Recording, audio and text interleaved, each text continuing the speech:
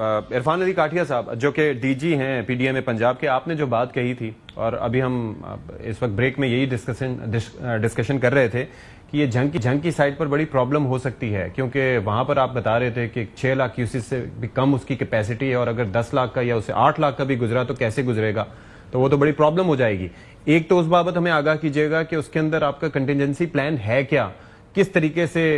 جنگ کو بچایا جائے گا، یا پھر آگے کے کیا اس وقت کیا سچویشن ہوگی پھر؟ جی بالکل،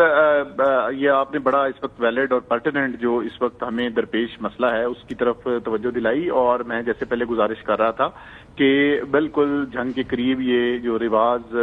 ریلوے برج ہے اس کی ٹوٹل کیپیسٹی 6 لاکھ پانی کو گزارنے کی ہے کیوسک کی، اور ہم پیچھے سے جو ایکسپیکٹ کر رہے ہیں وہ 8 سے 9.5 لاکھ کیوسک پانی یہ آئے گا۔ وہ بھی کم ہو گیا تب بھی؟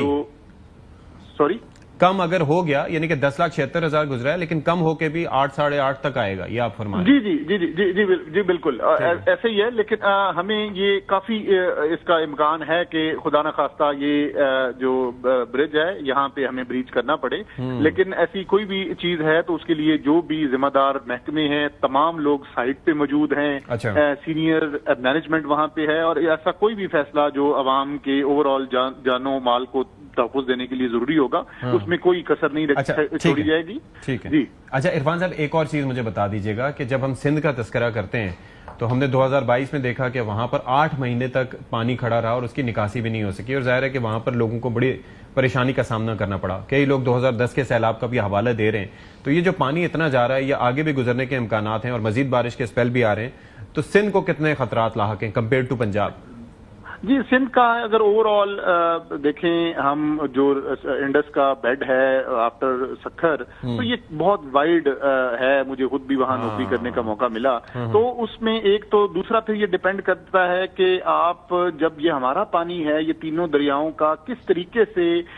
یہ پنجنت سے اور پھر آگے گڈو سے، اگر تو ان میں کچھ انٹرولز ہوئے اور چناب کا اور ستلج کا راوی کا پانی ڈفرینٹ انٹرولز میں داخل ہوا تو انشاءاللہ تعالی پھر سندھ کے لیے بہت زیادہ پرابلم نہیں بنے گا، کیونکہ وہاں پہ تو دریا کا جو بیڈ ہے وہ 12 سے 14 لاکھ کیوسک تک بھی اس کو سسٹین کر جاتا ہے۔ تو امید یہی ہے کہ انشاءاللہ چیزیں سندھ کے لیے بہتر رہنی چاہیے، لیکن already N D M A نے ان کو وارن کر دیا ہے and they are already planning for this. بہت شکریہ آپ کا عرفان علی کاٹھیا صاحب فار یور ٹائم۔ جی بیرسٹر دانیال، آپ ذرا یہ فرمائیے گا کہ آپ جو بات کر رہے تھے کہ ظاہر ڈیمز بنانے کی بھی ضرورت ہے، لیکن ہماری ڈاکٹر زینب سے بات ہوئی،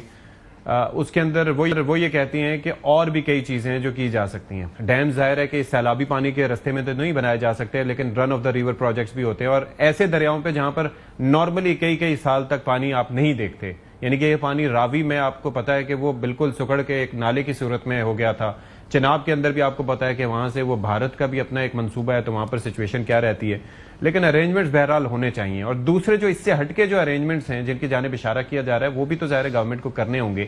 تو اس کے لیے کوئی ایسٹیمیٹ لگایا گیا ہے کہ کتنے ہمیں فنڈز کی ضرورت ہوگی یا کیا کیا ہمیں کرنے کی ضرورت ہے؟ دیکھیں اس کے تو جو پروسیس ہے وہ سب سے پہلے اس کو ایڈریس کرنے کے لیے جو ضرورت ہے وہ ڈیمز ہیں ان کے اوپر، ٹھیک ہے نا، and that is the way to address the, نہیں وہ تو ہم نے بات کر لی نا کہ بیفور اس وقت ایز آف ناؤ، ٹھیک ہے نا، بھاشا ڈیم پہ کام چل رہا ہے، ٹھیک ہے، اب آپ جو دیکھیں جو اب آپ ڈیزاسٹر نہیں ان کے اوپر چھوٹے اسمال ڈیمز بننے کی ضرورت ہے۔ اب جو ڈیزاسٹر ہو چکا ہے اور اب یہ تو پانی اترے گا تو آپ دیکھیں گے کہ کس حد تک ڈیمیج ہوا ہے، کیا کیا ڈیمیج ہوا ہے، کیا اب چیزیں کرنی ہیں، کیا کرنے کی ضرورت ہے، اور وہ تو مطلب it will be in billions, ٹھیک ہے نا۔ اس کا تو جب یہ آپ ایمرجنسی فنڈ بنے گا and how you will address it, this will take, اس میں بہت بڑا ایک you know will be a big punch for the government, اور لیکن جو اس میں زیادہ امپورٹنس رکھتی ہے یہ امپورٹنٹ چیز ہے جس سے one of the participants was early saying کہ دیکھیں ہر جاب کے لیے بندے ہیں جو ڈیزگنیٹڈ ہیں، جس کام کو دیکھتے ہیں، کہ یہ پریمپٹ کیا جا رہا تھا بہت سالوں سے کہ یہ ایشوز گلوبل وارمنگ کے آئیں گے، اور جس طرح گلیشیئرز میلٹ ہو رہے ہیں اور یہ ایٹ اے ٹائم ملٹیپل چیزیں، this is not just one thing نا، یہ بارشیں بھی اکٹھی ہوئی، انڈیا سے بھی پانی آیا، کچھ دوسری طرف جو آ رہا تھا وہ گلیشیئر میلٹنگ کی طرف آ رہا تھا، یہ پورے ملک میں کچھ ٹمبر مافیا بھی تھا، کچھ ہاؤسنگ سوسائٹیز بھی تھیں، آ رہے ہیں ٹھیک ہے نا. بالکل کچھ ٹمبر مافیا بھی تھا, کوئی ہاؤسنگ سوسائٹیز بھی تھی, اور اس کا ایک اپنا ایک رول ہے کہ جس طرح ڈیفارسٹیشن ہو رہی ہے خاص طور پہ کے پی میں, اس کا ایک اپنا ایک رول ہے. But all these things combined آپ کا جو پریمپٹیو چیز ہے وہ بڑی امپورٹنٹ ہے, اور وہ یہی اس کا ایک حل ہے